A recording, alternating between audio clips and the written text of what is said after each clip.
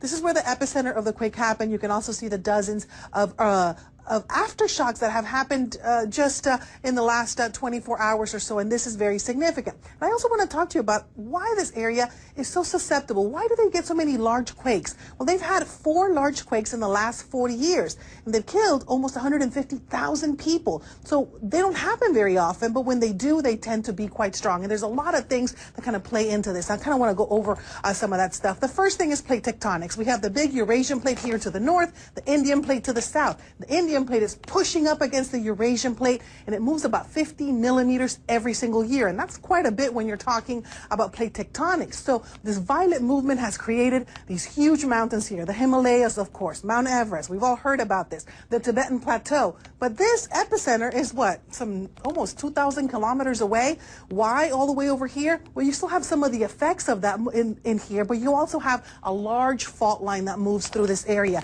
and that has been the main culprit in this region. This is only about maybe 50 kilometers away from that deadly 2008 quake happened that killed almost 100,000 people, remember? People are still reeling from that. Well, the fault line that goes through here is the one mainly responsible for these large quakes. You have the Sichuan Basin, very flat terrain here, and then all of a sudden very jagged peaks that move up. That's why we had so many landslides when this quake actually happened, and you can see the difference right over here, right along that fault line. That's where we had this very large earthquake.